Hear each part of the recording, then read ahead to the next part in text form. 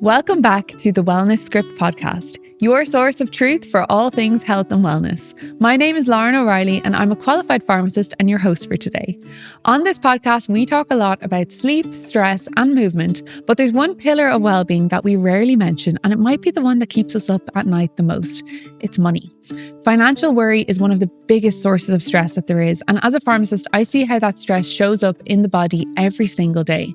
My guest today comes from a science and a pharmaceutical background, and she went from six-figure debt to financial freedom and now helps people to take the stress out of money. Kel Galavan is a qualified financial advisor, the author of Mindful Money, and you might know her as Mrs. Smart Money as well. This one is a practical masterclass full of tools that you can actually use to take the stress out of your finances.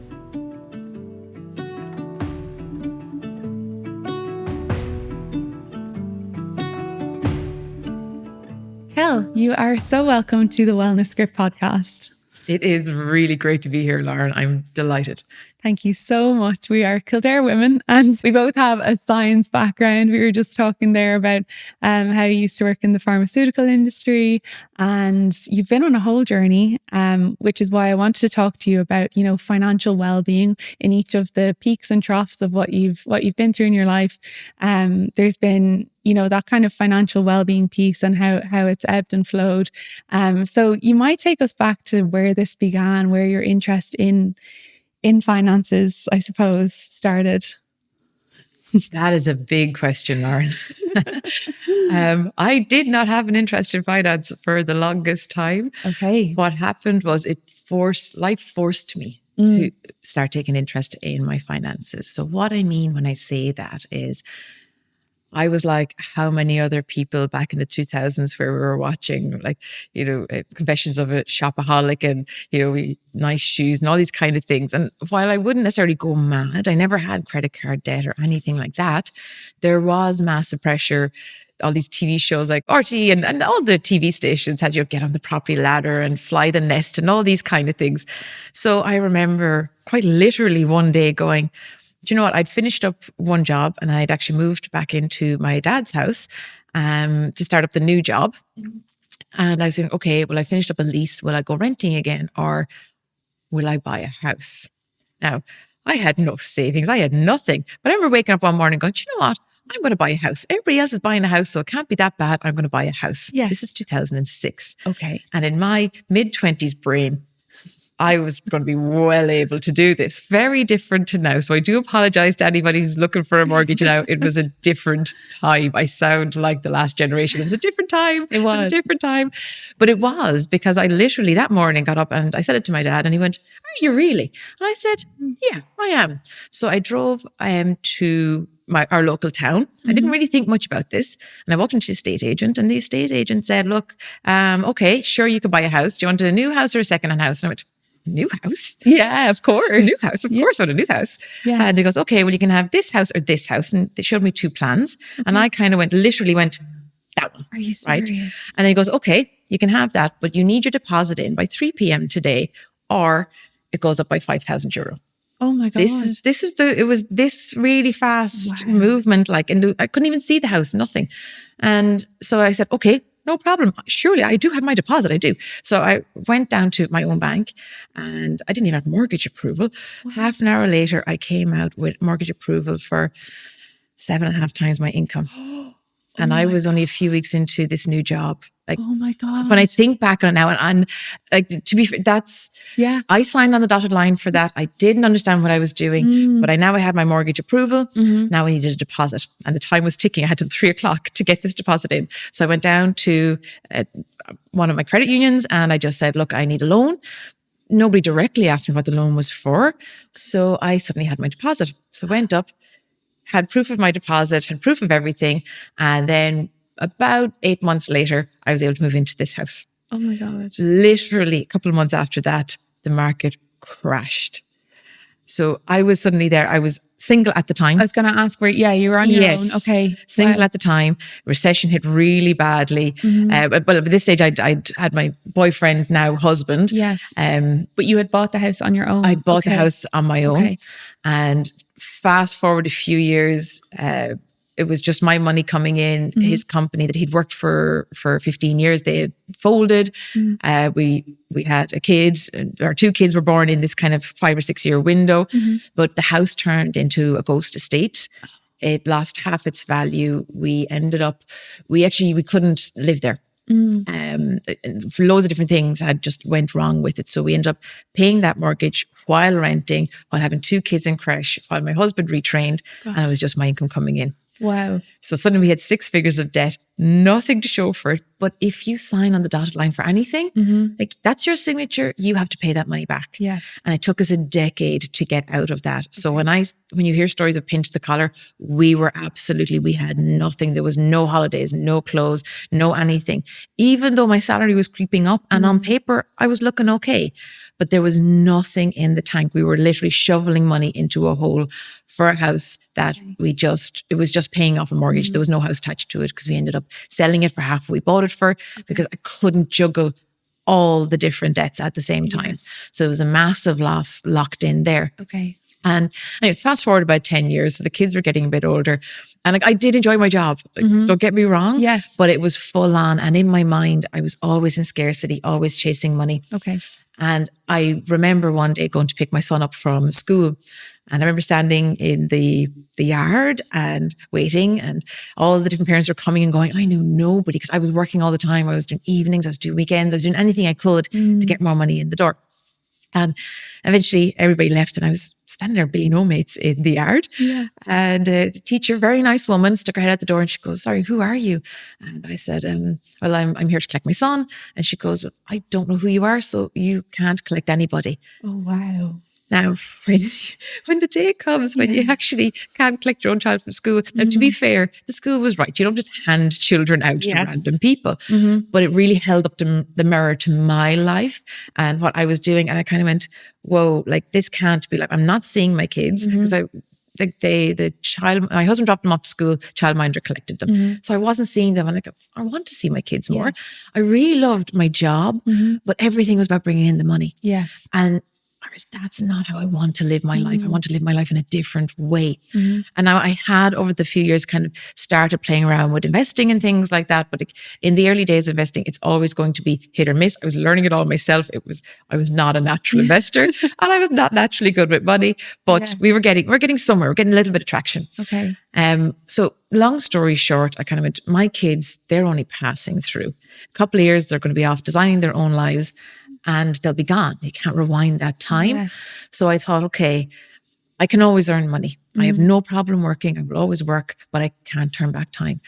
So I ended up handing in my notice. And I had been the breadwinner for the last decade. Yes. Scariest thing I ever did, Lauren. That's very scary. We had a mortgage. We had 2 kids. We had a house to run. We had a life. Just pensions. It was a lot. And I remember going, it's one year, and then I'll throw myself back into work. Okay. We've cut our cloth, suit our measure for the last 10 years. We can do it for another while. So I chatted with my husband and he said, "Sure, okay, cool, let's do this." At this point, you have a little bit of a handle on your debt or? Yes. Yeah. Okay. Yes, we'd actually just gotten past zero. Oh, okay. I remember the day where I'd worked out our cash flow, our budget. And I remember going, we're worth nothing.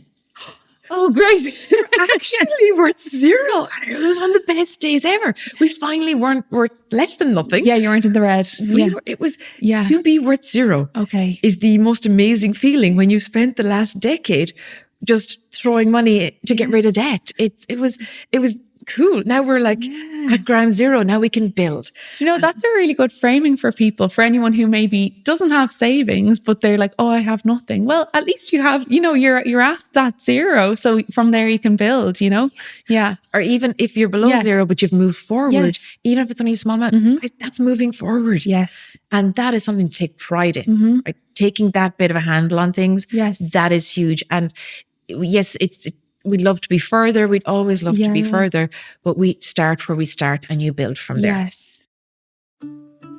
With summer travel season here, one thing I see in the pharmacy every summer is people stocking up for the holidays and forgetting the small things, like the dry cabin air on a flight, congestion from air conditioning in hotel rooms, or sinuses playing up after a long haul trip, only to return suffering with congestion. Otazan's nasal range is something I genuinely keep in your hand luggage. The Nasal Fresh Inhaler Stick is a natural aromatherapy stick made with eucalyptus essential oil, menthol and camphor, giving you that immediate burst of freshness when your nose feels blocked or stuffy on the go. And their nasal wash is one that I use daily myself to keep my nasal passages clear. Otazan is an Italian natural health brand that's been around for over 30 years. They are ear, nose and throat specialists that combine traditional herbal knowledge with modern research. And today their products are used and trusted in more than 30 countries around the world. You'll find them in pharmacies and health stores nationwide. Yes. So you're at zero now at this point. That's great. So that's why you're calling it and you're saying, I'm going to take the leap. Exactly. Yeah. Exactly. So I thought, okay, if I'm going to hand in the notice for my 16-year career, I was going to make what income we did have coming in work as hard as it possibly could. Yes. So that's where I opened my first social media account. Oh, wow. Yes, my first ever social. It scared the living daylights out of me. Do you mind me asking what year that was? That was 2019. Okay. It was end of 2018, actually. Okay. Oh, wow. So not that long ago. No. When you think, and like of how you've got such an incredible profile and like in the space, but we'll get to that. But that's amazing. So 2019. Yeah. And it was months before I could put my face on it. Or like I was, okay. I would be very happy to be behind the scenes for a lot of these things, but I needed to put this out there because if I was going to do a thing called a no spend year, then I needed to make myself accountable for everything. Okay. So I had a budget for our food. I tracked everything. We had no spend days, all this kind of stuff. But as the year went on, we ended up cutting our outgoings by over 27,000 euro. Oh my God. And I didn't think we actually had a lavish lifestyle. Yes. But when you start looking at things from a very granular level, little €5 here, €10 here, no spend day.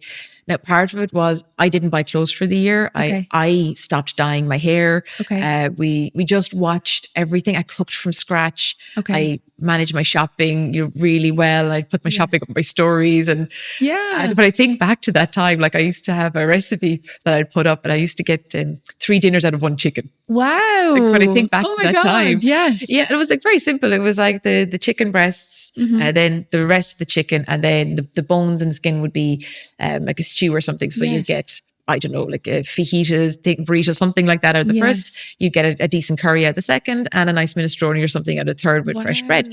So it worked. And now the kids were smaller as well. So we could get away with 1 chicken back then. Yeah. Now it would be 2, I'd say, at this stage. Yes. But it really got me thinking about things in a very different way. And from that, then I ended up chatting with a publisher, and that's where the book Mindful Money came from, and that tracks the whole no spend year and the kind of my thought process behind money. Yes, because I realized during that year all my unhealthy habits to get money in the door. I wasn't enjoying life, but I thoroughly loved the no spend year. And I realized you really loved it. I did. The challenge of it. It was the challenge of it. Like every day, it was like my job was to optimize what we had. And I got to do that while spending time with my kids. Yes. I got to do that while actually having time to cook. Yes. Having time to clean stuff out or just meet people. Like we met more people that year because I wasn't rushing off and been away all the time. Yeah. We'd made really good friends during that year. And I got to thoroughly appreciate actually the concept of mindfulness. Yes. You were just focused on how can I reduce the bills around me, the cost of how we live our lives. And I presume your husband was working at that point. So you were just focused on kids and reducing the household income. Yeah. And that was your full focus for the year. It's amazing. I absolutely loved it. Yeah. And the penny dropped with me that income is important. Heck yes. Right? There's no denying income is important. Yes. However, what you do with that income, being a good steward of your money, that's where the real power lies. Getting that money to do what you need it to do. Even if it's like a couple of euro, even if it's a small amount. 'Cause I was starting off with that kind of money. Yes. But it builds. And now we're at a point where we're what's called financially secure. Now, my definition of financially secure is that if all our income was turned off tomorrow, we're good for 10 or 12 years at this stage. Wow, okay. And that, now, it's not living the most amazing lifestyle, but we're good. And that peace of mind. Yes. Now, I'll have 2 kids going through college in that time. So Yes. we'll see how It'll secure test, that yeah. is. It will test everything. But going from having nothing and less than nothing to having the breathing space Yes. of going, okay, worst comes to worst. If there is a job change, if there is a recession, if something happens, we have the bandwidth we have the bandwidth to really think through what's the best option for us. Do we have to rescale or retrain? Do we change houses? Yes. It gives us breathing space as opposed to sugar. Here's a recession, or here's something left field, or here's a big life event. We have no financial support, and you end up taking a job because your hand is forced. Yes. And that affects your whole life, and it affects your, even if the thing doesn't happen, the recession or the job change, and you do stay in the job that you love for a long time. I think that when you don't have anything, or you don't feel like you have anything to fall back on, then it takes the choice away from it, and it makes it, okay, well, I just have to do this thing because there's no other option. And probably I would think produces a grade of kind of low grade anxiety, like all the time, which is where when there is any kind of a stress or an unexpected expense, then it brings huge stress. And obviously I see it from the body point of view, and the mental well-being, and also the physical well-being. We see people with going through different periods, and they'll describe the symptoms to me of, oh, I'm having really bad trouble with my gut at the moment, or I'm really, or they say, can I take your blood pressure? And it ends up being so much more than the blood pressure check. I say, are you stressed at the moment, or is there anything that you can pinpoint that might be contributing to the gut symptoms, or whatever it might be? And then they're not necessarily going to divulge to their pharmacist that they're under financial pressure, but I'm sure that you do see that other side in your conversations with people, that they're going through all of this financial stuff, and it's having this huge impact on both their family life and their personal health and well-being. Like, is that how you see it come up for people in conversation? It's massive. Yeah. It's massive. Like, I am very much, we have this one amazing life, and we have this one amazing body and brain. Like, you trade in your car every few years. You have this one body that has to last you. Yes. And we all handle stress in very different ways, but financial stress can come in so many different areas. It could be actual physically, we do not have enough money to get to the end of the month. And even though we've optimized, it could just be the thought of, my job could be gone. We're going through redundancies. That's really stressful. There's the thought of, okay, we have these amazing kids coming up. I don't know if I can educate them to the level I want to educate them. Yes. There's so many things going on, and that can lead us to internalize the stress, because when you look at the world, many ways it looks like it's going fine. Yes. You turn on social media and there's all these amazing, beautiful products and people living their best life and being super authentic. And you're like, oh, I need to be like half this body weight and twice as rich, and then I'll be happy. Yes. But we're sold this 1% of aspirational living. Yes. And that in itself is another stressor. Like, there's so many touch points. And then you hear things like, oh, well, you should have a pension at this point, and you should have this.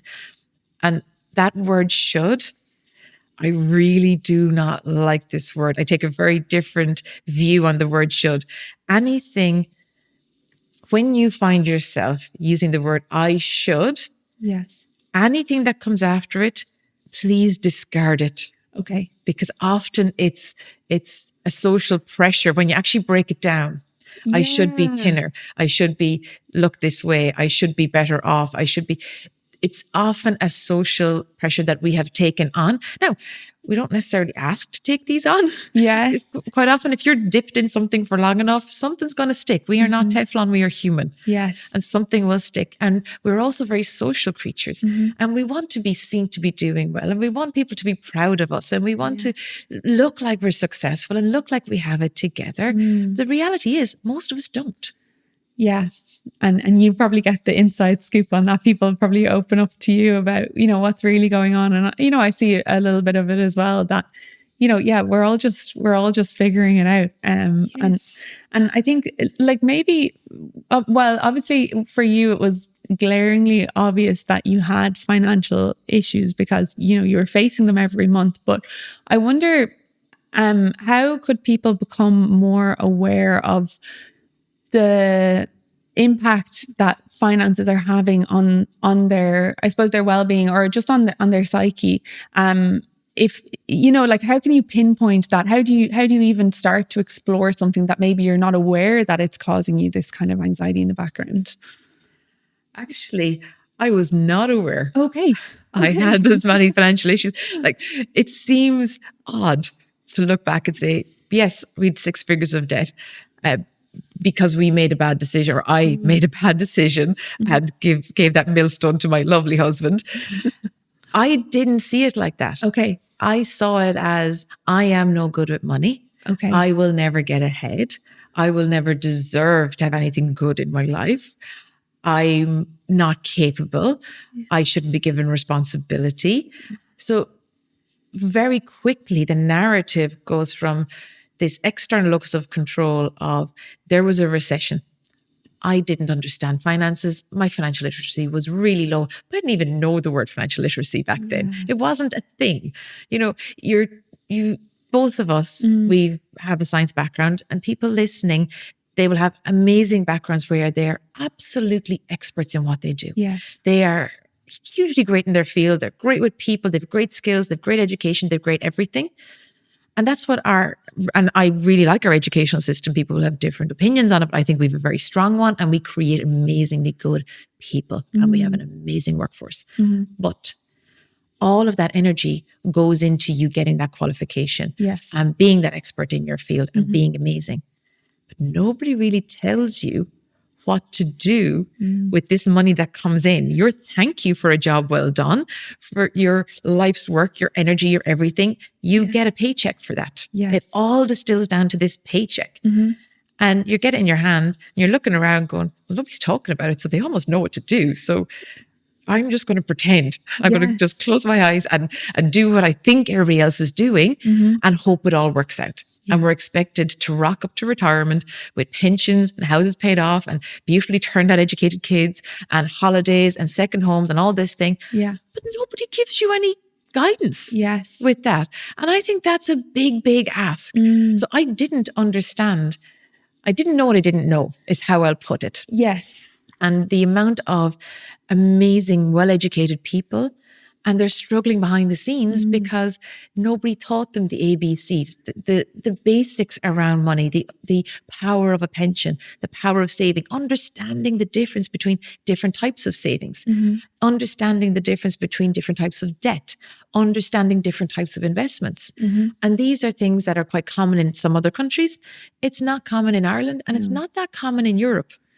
Okay, on a whole in Europe. On a whole, yes. So there's a big initiative across Europe now at the moment. It's the Saving and Investments Union, and it's going to take a good few years to implement, but part of it is to raise financial literacy, because across the whole of Europe, so please, anybody listening, do not feel like you're on your own here, right? There's a lot of us in it. Yes. Only about 18% of people have reached a proficiency in financial literacy. Oh, wow. Okay. So when you think about that, then that leaves the vast majority of us. And we are intelligent, capable, hardworking. We are the workforce. We are the everything that's out there who don't necessarily have the skills to deal with money and navigate money. But yet, if somebody is moving to another country, you're given the time and space to learn a language. Yes. If you take up a sport, they're not expecting you to be an Olympian by the afternoon. Yes. They're going to give you time if you ever even make it that far.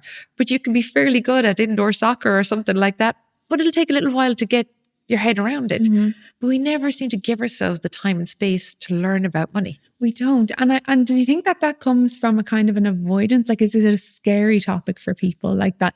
Because we don't know what we don't know, like we just don't even want to, like, head in the sand, kind of avoid it kind of thing? Or is it exposure, I'm really glad the narrative is starting to change. Yes. That there is more focus on financial literacy. And I'm not even a fan of the word financial literacy, because we are literate as a race of people. We're very literate and we're very bright. So it's not a capability. It's not motivation. It's actually skill set. And I think until we realize as a whole that this is a skill set that you learn and get better at over time, like you did your job. The first day you went to your job, you didn't know how to do it perfectly. make a mess of things. You learn the hard way. You sit down, you read something, do a document, get a mentor, whatever it is. And I think that narrative needs to change. And I think it needs to be okay for people to go, I don't know what a tracker mortgage is, to echo that time way back then. And actually go, I don't know exactly how to navigate this. I don't really understand what my pension is doing. I don't understand how the state pension works. I don't understand exactly, how to set up this kind of account, or how do I plan things out? What sort of milestones should I be looking for? It hasn't been in our narrative. And as a result, if you don't speak about something, we tend to go, well, if nobody's talking about it, well, maybe we already should know this. Back to that word should. And then we end up getting very hard on ourselves. And that's where we end up then physically, mentally, emotionally, not better off with gut issues and health issues and anxiety. And anxiety is so heightened when we're under pressure with money. And I would say to anybody, just take it easy on yourself. Very few people in your life, and maybe not you, or maybe you're part of the few that actually is quite financially literate, but chances are you're not, because the majority of us aren't. And I'm still learning, but go easy on yourself. And what would the first step be for any of us who are, like going on a financial journey? Maybe we have some debt, or maybe we're at that 0 point, but we don't know where to build. Like, is it, you said learning a language, like, is it just starting to look things up ourselves, or is that going to be like a course with the European initiative? Or what would you recommend in terms of taking those first steps to becoming more financially literate? Or that's a really good question. So first thing I would say is, first of all, be okay, right? As in, we start where we start, right? There is no shame in starting where you start. The second thing I would say is turn the lights on. And what I mean when I say that is sit down and actually look at where you are with money. Now, that can scare the living daylights out of people, the thoughts of sitting down. But my goodness, when you do, and you actually do something as simple, like I'm a fan of a money audit. Or just something like that. So a money audit is literally you print off your bank statement. And you print off your bank statement and you get 3 pens, use traffic light system, 3 highlighters, and you go, okay, this doesn't have to take a lot of time, but I would take enough time with it, particularly the first time around. Look at your bank statement and go, okay, I start my green highlighter, and you run down and you highlight anything that you were happy to have spent your money on. Right? Now, it could be like you got a really good rate on your mortgage and that's locked in. You can't do it, but you go, do you know what? We actually got a good rate. Love this house. This is building us moving forward. That's a green, right? Good. There could be a subscription that you love, right? This is not all about this. Definitely is not about deprivation and frugality. It is about spending money that lights you up and cutting back on things that don't. So the things that you go, I actually really value this, get value out of it. They're all your greens. The ones that make you smile and you do not mind spending money on. Perfect. We love greens. Yes. Okay. Next thing you go for your ambers. Now your ambers will be ones where you kind of have to have them in your life, but you could do better. So let's just take a straightforward one, the electricity bill. If you haven't changed electricity provider in the last anything over 12 months, and you could probably get a better rate, go onto a comparison website, make life easy for yourself and just do that. Turn that into a green as best you can. And then even with electricity, is there anything around your house that you could be a bit more careful with? Maybe do you have a daytime, nighttime rate that you can put a few more things in at the nighttime rate? That kind of thing. If you have a smart meter and you have the peak, maybe is there a way to avoid using peak? Just simple little things. They might seem insignificant, but the psychological action of going, I'm going to value the couple of euro I'm going to save here because I've worked darn hard to get that money in the door. So they're your ambers. And then your reds, your reds. Your reds tend to fall into a category of, I really don't like that spend at all. That's the ones that nearly make you cross or more often. And when I did this the first time, I was like, oh, there's way more reds here than I thought. The ones that you go, I have no idea what that spend was. Oh, okay. Yeah. You actually don't know, or you're like, Forgotten. Yeah, it wasn't important and you didn't need to spend it or okay. Yes. And it's often things that, exactly like what you said, it's often things that we forget we even did the tap or did the spend or subscription. You forgot to cancel. And you're like, I didn't even know it was past the trial period or whatever it was. Or it's something that you bought, maybe you never really used, and ended up in landfill. Yeah. And you're just like, what? And even a month's perspective can show you that you didn't need to, spend that one. Yeah. Exactly. Yeah. And I love, like, when I think the landfill one was one that worked really well for me, because if you think, okay, I bought this thing, and it mightn't have been a big amount of money, but you bought it, you thought it was going to be great because the advertising was amazing and it was going to fix this big pain point of your life, and you're excited, and you realize actually it wasn't that great. And then it just ended up going, and you're going, right, so I've just added to landfill. I've wasted this many hours of my life getting that money in the door just for me to throw it in the bin. Yes. And when you start taking that perspective, you go, do you know what if I had actually overpaid a bit on a debt?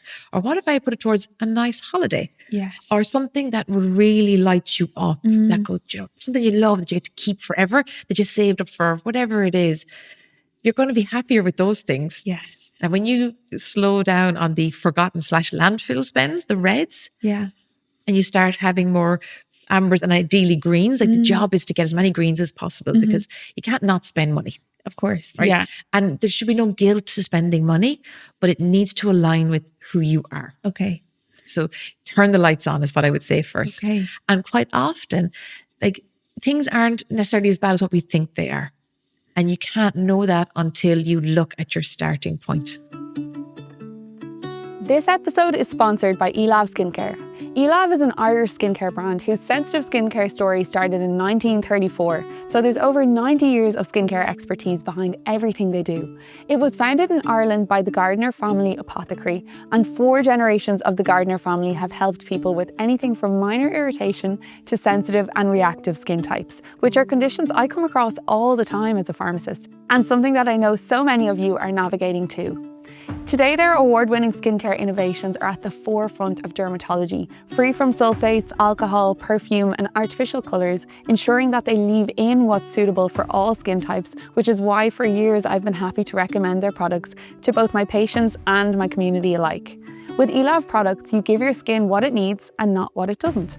You can explore the full range at elavskincare.com and in retailers nationwide. And as a listener of the Wellness Script podcast, you can use the code WELLNESS for 20% off online. Okay, yes. So, and then I suppose that kind of colours quite literally how you view the world then as you continue. You've done that and you're like, right, retrospectively now I'm going to solve A, B, C.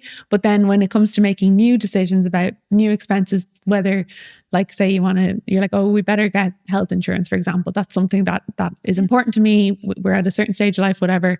That's going to be a green one, but I'm going to make sure that it's really green and that I get the best value for my money and like that kind of thing. So yeah, you really start to analyze things from a, like, is this best for me? Does it align with me? Yeah, exactly. And here's actually a big thing with health insurance. Yeah, because I've yet to meet somebody who fully gets the proper use out of it. Oh yeah, well, so when you're looking at health insurance, before you get on the phone to anybody, before you do any comparison, write down what you'd like it to do. For you.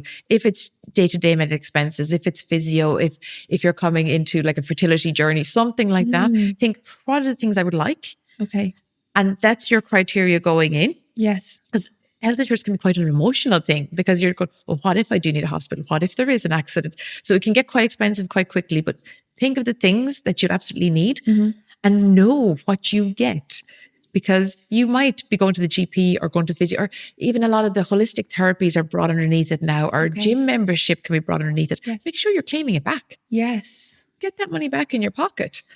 Yeah, definitely. That's so true. And I think that maybe with, younger generations and stuff that we didn't really get that much information on things like that, like health insurance, pensions. And then when you go to look at them, obviously, if you're going into a conversation, it sounds great. You're like, oh, I get such and such a thing. And yeah, I'll go with that. That sounds good. But if you didn't write down what you actually wanted in the first place, it might be the one thing that you actually wanted to get covered that particular provider doesn't offer or whatever it is. So I love that you're going in, you're like, well, now I'm looking at my list and did you say about the physio appointments? Are they covered? You know, like that, you're actually getting what you want out of it. Exactly. And you're not reaching into your pocket then you're at least getting some of it back then when it comes to the important stuff. Yes. And it is okay to switch provider. Yes. It is very okay to switch provider, and it is very okay to switch products within it. You don't have to stay with the same plan. Okay. Plans change all the time. Okay. So you can kind of look at what you're paying for. Every year, have a look. Yes. And Kel, you talk a bit about the confidence gap and the pensions gap. Can we talk about that? Because we're touching on pensions there, and within a home, there might be a gap in pay, and there might be a gap in confidence as well. So what is this confidence gap that you talk about? Yes. Yeah. So I've found that there tends to be a significant gap with women when it comes to their confidence around money. Okay. And there's loads of reasons where it could stem from. There is still a 9.3% gender pay gap. Yeah. Women take about 30% more time out of the workforce for caring roles, be it minding a relative or a parent or children. Women tend to be, not exclusively, but the de facto primary parent. Women have a 35% smaller pension. There's a pension gap of 35% between men and women, even though we live longer. We live several years longer than the average guy. We earn less over our lifetime, but we often have to manage households, careers. There's a lot in it. And as a result, I'm not even fully sure what it is yet, but I think it's a throwback to an older Ireland. I'm going to just pick Ireland for the moment. Yes. A throwback, because my parents would have been the last generation they could not work if they wanted to. Yes. So why get a third level education? Because if you're married, whether you have kids or not, you aren't going to work. Yes. And the marriage bar was only fully lifted in 1977. So recent, that. really. Yes. Yeah. A woman could only own a house in her own name in 1976. Wow. In Ireland. There's tiny things. So my generation would have been the first wave of women who could have it all, for want of a better phrase. We could have an education. We could get married. We could have kids. We could do all these things. Nobody ever told us that. We took it as you can have everything. Yes. And that's exhausting, and that's really hard. And we think, well, we can do everything a man can do. And in most ways we can. But, and I'm going to be given out to for this, but most men are the way the world was designed, and it's not a good or bad, it just was. And it just is. It's just facts. But in general, the man, his job was to bring in the money. So he went out to work, he had his working week, and he came back. And the woman's role generally was to be at home, run the house, mind the kids. And it worked quite well, right? On a whole. Yes. On a whole. Now we have women who are still rearing the kids, running the house, maybe not managing the finances, trying to manage their own pension and everything, being married and working. No man in his right mind would do that. Yeah. So much of it unpaid as well. And even if we heard a story of a man, a single parent male, working and having kids and trying to run a house, he'd nearly make news headlines. Yeah. Even in this, look at him, isn't he great? Yeah. Look, isn't he amazing? Whereas women do it in the droves all day, every day. And it's, why aren't you better? Yes. Why aren't you faster? Why aren't you more ahead? Why aren't you more turned out? Yes. And it's exhausting. It is. It is exhausting. And the cost of that, too, as you outlined, the financial cost of that, but I see the physical and mental well-being cost of that, where, a lot of the time I see women collecting prescriptions and things like that, and I might never have met the husband over, and I might have been looking after them for a number of years, but especially I actually find that it comes to mind more so as we run up to Christmas, right? Because everything can come to a head, and women in particular can appear like you can visibly see someone that you might have seen last month, this month, you say November and then December, getting really stressed, and there's the financial element, but also the added element of like having to think of everything else. That's like, you know, whether it's the food and the presents and everything that goes with that particular time of year. I just always feel like it's come to a head and women are really stressed. And then I see the prescriptions coming through for things that I know are kind of stress related as well. So that confidence gap costs us so much as a society, and also, you know, for women themselves. So I suppose from that perspective, like what needs to change, whether it be on an individual level or maybe it's something that needs to change broadly first before we see it on an individual level? Yeah. I believe things need to change on a system level. Yeah. Because like I love the men in my life, so do not get me wrong, right? I love them, and the men, like they're amazing. Yeah. Right? So do not get me wrong. I think we're just transitioning from one system to whatever this new system will look like. Exactly. I'd love it to transition a bit faster, but every transition, it's going to be tough. And I think we're finding our way. I honestly think women need to be supported a lot more. Okay. Because there's a lot more women in the workforce. There are more women coming out with third level qualifications now than men, and significantly more. So competence is not our problem. Yes. But when we take on too much, and nobody will tell you to sit down there and have a cup of tea, we naturally as a gender tend to do that. Yes. And like, I love being a mom, but I love working. Yes. It's hard to get the two right all the time. And we can take that out in ourselves, which knocks our confidence. But I would love if the overall narrative was just in general more supportive. I don't even know exactly how we would do it yet. Yes. But if you think about it, until science changes, every single human on this planet came from a woman. Like 9 months doing its thing there. For women in general, there's only going to be maybe a decade where if they choose to have a family, that they'll have that family. And during that time, quite often there might be a need to do part-time or take time out or things like that, just that extra bit of support needed, because they'll be in the workforce before that and they will be really giving towards a productive economy, and they'll be back in the workforce after that. But there's this window where I think we need a lot more support for women, because the amount of women I would see doing my courses or working one-on-one, or even when I go into corporates, and they're so nervous if I take time out or if I have children, how negatively impactful will my career be? Will I lose my skills? Will I fall behind? But it's just a decade. Yes. It's just a decade where a bit more support needs to be put in there. What that looks like, I don't have the answer. Yeah. But I think it's really important, even just to know that there is support there, and even just to know that, look, I'm going to do this because I would love to have children, and every single country needs the next generation to take over. Where is that generation going to come from if women don't feel safe enough to have children and take a bit of time out for a family and take that experience and bring it back into the workforce? Like, looking at it in a slightly different way is huge. And I would love if we naturally or governmentally or countrywide just put a bit more leniency on women during that time. Yes. And it is changing. It is getting better. And I'm probably not even using the right words for this, but I think there's so much experience that comes from being a parent or having that time to care for another person. That empathy, that building, the things you learn in that are invaluable coming back into the workforce. Yes.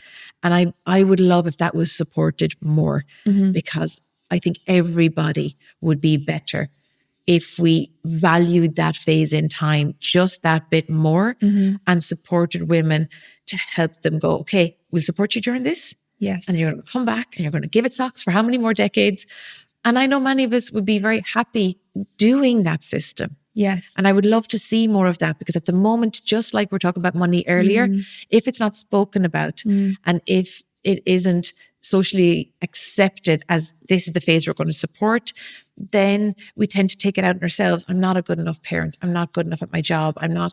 And it goes back in on ourselves. Yes. And that again dramatically affects our physical, emotional and mental well-being. Yes. And it's the kind of thing of feeling like what you said exactly, Kel, is that you feel you can't talk about it. Like, so what it makes me think of is that if it was more of an open culture when you start working somewhere in a certain company, whatever, that you knew this is how it goes, in terms of maternity care, paternity care, that you have that kind of reassurance that you're going to be supported, or even if someone's going on a fertility journey, that there's understanding or there's leniency, or, if they need, I don't know, additional breaks, for example, when it comes to return to work for nursing and things like that.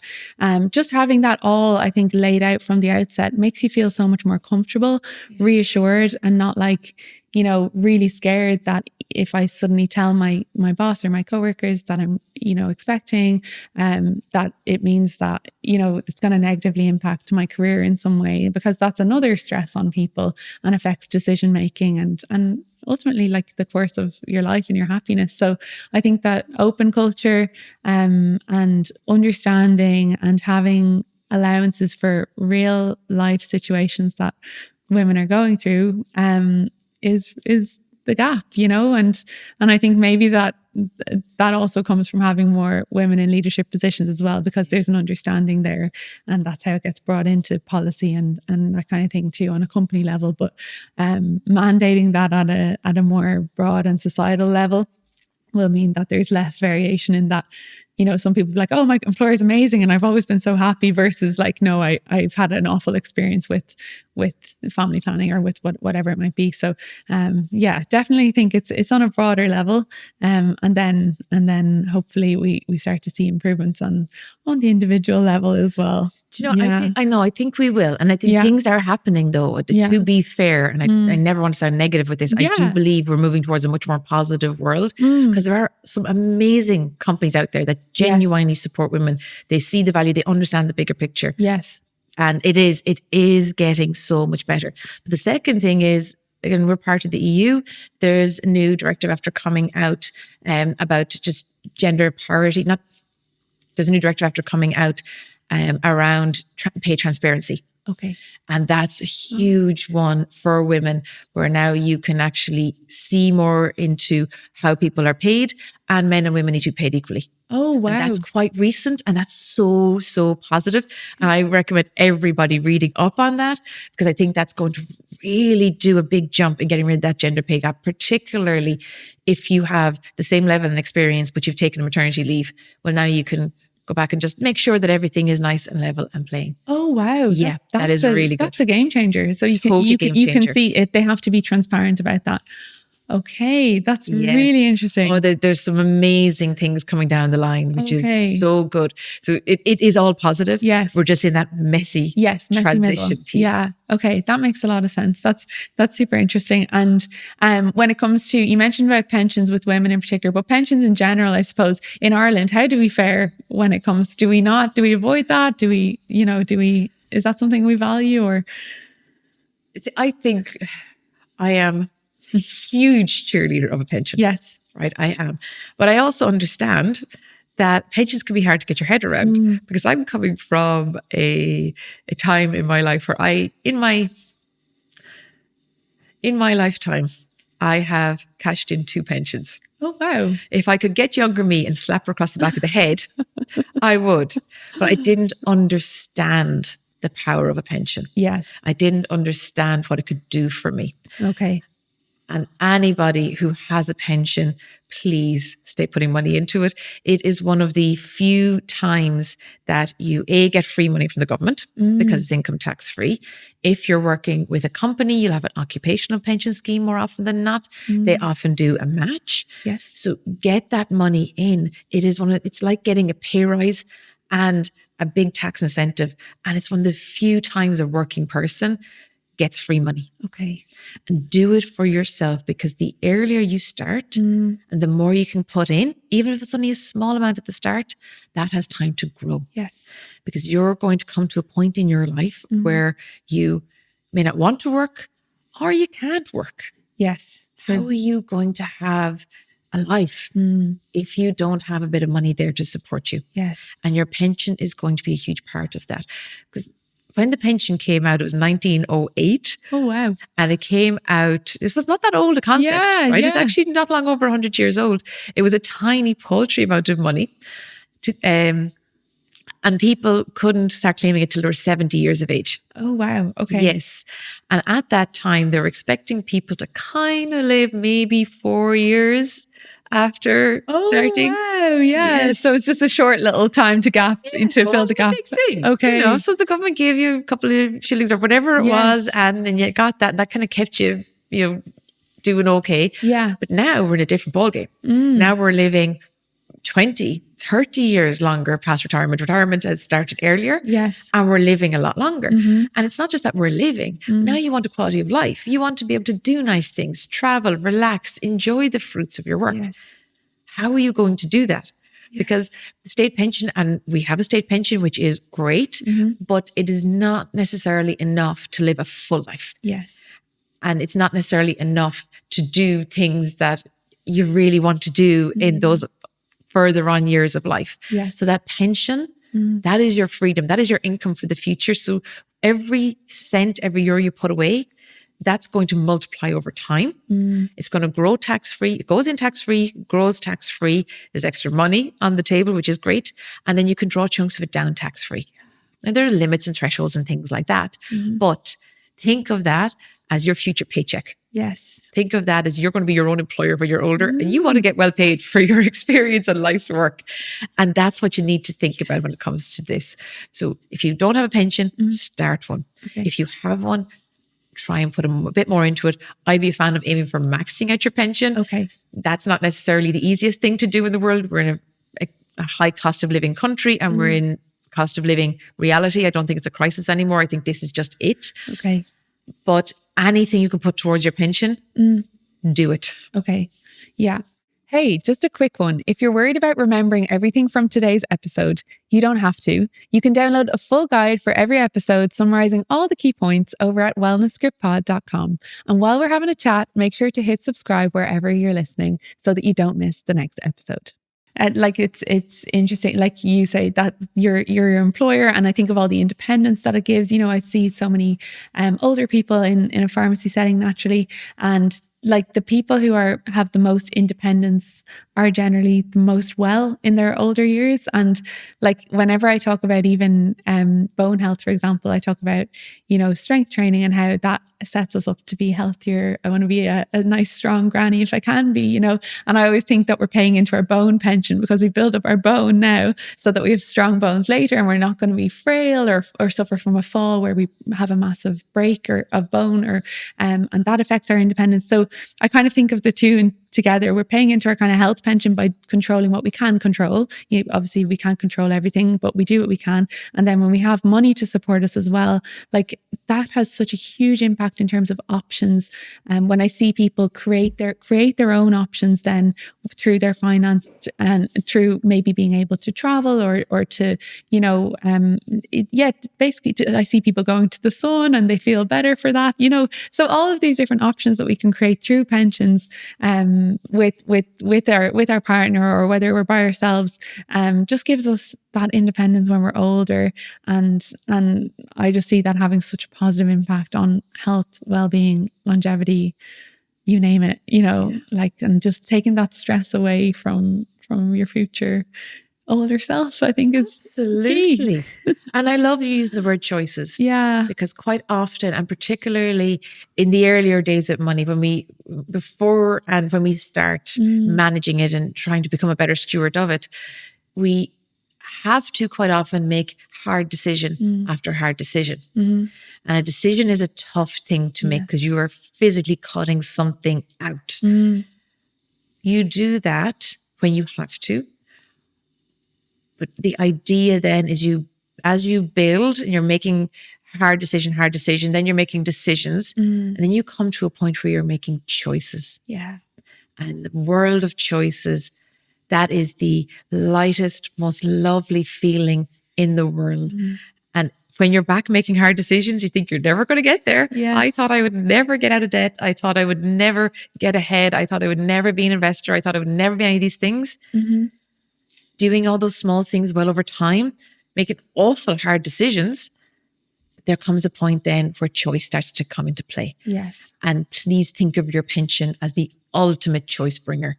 Because when you have control over your future and the things that you do, like your bone bank. Yes. This is your financial bank. And I'll tell you, if you know you have a good chunk of money there for your retirement, out of bile and vinegar, you're going to live that bit longer to make the most out of it. Yes, 100%. Just through sheer perseverance alone, you definitely would, because you've got such a good quality of life, please God, you know. And you mentioned investment there, Kel, as well. If somebody's like, should we think about our pension first and then look to investment as a choice that we might make in our lives? And how does somebody even start thinking about investment if they haven't already? Yeah. That's a really good question. So if you have a pension, you're already investing. Okay. Right? You're already in the stock market. So if you have a pension and you realize I'm already an investor. Yeah. And you're still standing, the world hasn't fallen apart, you're not waking up, owing whatever. Yeah. Investing is an amazing thing to do for yourself. Okay. And I'm going to give an analogy here. So when you look at the CSO stats, right? I love the CSO stats. I think they're brilliant, right? CSO stats in Ireland, Central Statistics Office, right? And I see it as the world in numbers. It's emotions in numbers, it's reality in numbers. It's amazing, right? But there are 5 main ways people in Ireland grow wealth. Okay. And you don't pick them all. So it's nice to know from the beginning you don't have to do all of these, right? So money can be very straightforward if you want it to be. Okay. The first way is a well-paying job. Now, anything over 50,000 euro in Ireland is considered a well-paying job. Okay, so well-paying job. Or working for yourself. Okay. People usually pick one of the 2 of these. Okay. And what that gives you, it gives you your income. It's your source of savings, and it's quite often your pension. Okay. Most of us pick one of those and we do quite well with that. And that's where we stop. Okay. Yes. The next year, it's fun ones, right? So when I say building wealth, so that's breaking past that ceiling, getting out of that paycheck cycle, giving yourself that bit of security, freedom, autonomy. Yes. That's where the next 3 come in. Okay. So the third one, and I say this with the caveat of I'm really conscious we're in a hot market right now, but historically in Ireland, real estate. Okay. And many people have done very, very well historically out of real estate, buying properties, renting, that kind of thing. Yes. Okay. Now, we are also looking into a generation that may not be able to buy a house. So goalposts change all the time. The fourth way is the stock market. Okay. So stock market investing. Yes. So real estate is a type of investment. Stock market is a different type of investment. Okay. And then the fifth one, and I'm saying this only because it's there, not as a step 1 or step 2. Yes. Is alternatives. So that would be anything from gold, silver, jewelry, whiskey, crypto, that would all fit in that bucket. Okay.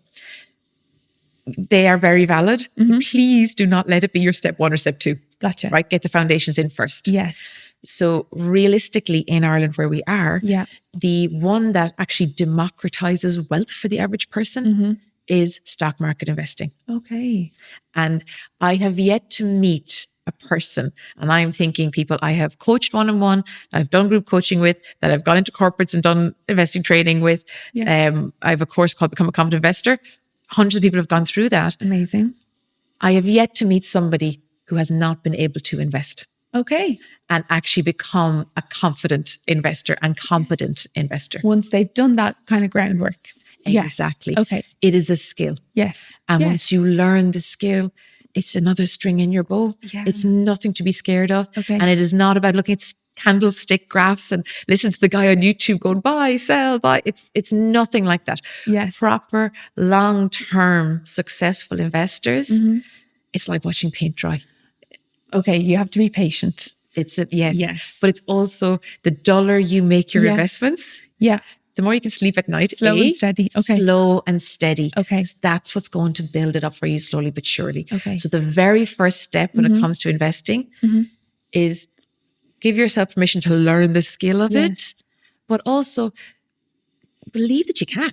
Yes. Okay. And also I would guess that it doesn't matter about the amount, rather the concept of doing it. And then if more money becomes available to you, you can channel more money through. You can invest once a year, every paycheck, whenever you have a bit of spare money. Yes. But it is about setting up your personal finances. Yes. So they're sorted. And I would be it's something I'm very firm on teaching about, getting those personal finances sorted. So your day-to-day money is humming. Yes. You have your savings in place. You have your pension started. Yes. And if you've all those, life it's such a comfort to know that's your life jacket. Yes. That's your breathing space.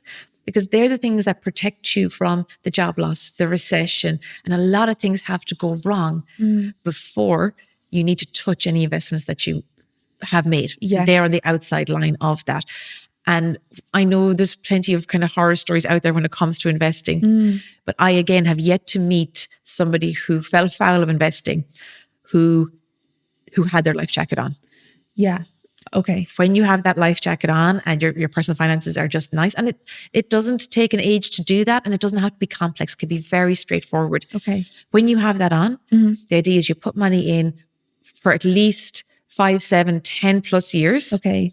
Let it grow. Let it do the heavy lifting. Because the fundamental piece here for breaking that glass ceiling, so those 5 ways of earning wealth, Yes. your income, which gives you your saving and your pension, that is the stuff that kind of lets you do all your day-to-day things. And your money, your savings particularly, they protect you. Okay. Yes. Right? That is protection. I won't say protection money, that sounds awful, but it protects you Yes. for life's ups and downs and surprises. And your investing money, that grows for you. That's the stuff that gives you the financial security. That's the stuff that does the volume heavy lifting. Yes. And because I'm very conscious that when we're saving, and we're with 98% of us in Ireland have savings, and that is brilliant. Yeah. But that is not going to make you wealthy. But it is the starting point and one solid side of your money coin. Okay. The other side is your investments, which for most of us will be our pension. Yes. And then I would say, look, learn about the skill of investing. Teach your partner, teach your kids, pass it down. I want this to be the last generation that are struggling to get their head around financial literacy. Yes. And what are globally basic skills around money. Yes. Like it's something like 50% plus of Americans just invest in the stock market as a normal. Wow. Okay. So it needs to be more normalized here. Yeah, then. because it doesn't have to be complicated. It doesn't have to be stocks and options and all that wheeling, day trading. That's like more akin to gambling. Okay. Proper long-term investors make a plan, have a strategy, understand what they're doing, understand where they're putting their money. And then they go, I'm putting this here for this amount of time. Now I'm going to live my life. Okay. Excellent. I love that because we have the steps, which is like personal finances, savings to pushing us around all of that. We're looking at our pension, and then we're looking at investment, and then building ourselves up so that we can create a bit more freedom and hopefully be more financially free. Kel, mirror your journey, which is so inspiring because, I think it's jarring to hear people with financial advice online and you don't know where it's coming from, or it seems like very aggressive, or it seems like a stock market, or things that just don't feel relatable. And so when you hear a story about how, that you were in an amount of debt that was, probably kind of like a lot of people had at the time, especially given your situation. Like I'm sure it happened. Very normal, unfortunately. Yeah. I'm a common story. Yeah, this is the thing. So, to hear that you got yourself out of that through, nothing, you didn't win the lottery, it wasn't like it was slow and steady, but you got there and now you're in this position where you created so much choice and freedom for yourself. It's just so inspiring. And I'd love to do the whole story, but people can read your book for sure and do your course indeed if they want to get into it, which I'm sure they will. And I definitely need to do more work on it myself. But Kel, it's been such an honor to learn from you today and such a pleasure. And I think a great, a great jumpstart into, really going for our financial well-being and looking after ourselves from that side so that we can kind of feel better physically and mentally as well, I think. And thank you for joining us today. Thank you so much for having me. It's been a genuine pleasure, Lauren. Thank you, Kel. Thanks so much for listening to the Wellness Script podcast. Don't forget that you can download your free guide over at wellnessscriptpod.com to put today's episode into practice. If you enjoyed it, please follow, subscribe, and share this episode with someone that you know would love it too. And a huge thank you to our sponsors, Elave and Otazan, for making this show possible. I'm Lauren O'Reilly, and I'll see you next time. Take care of yourselves.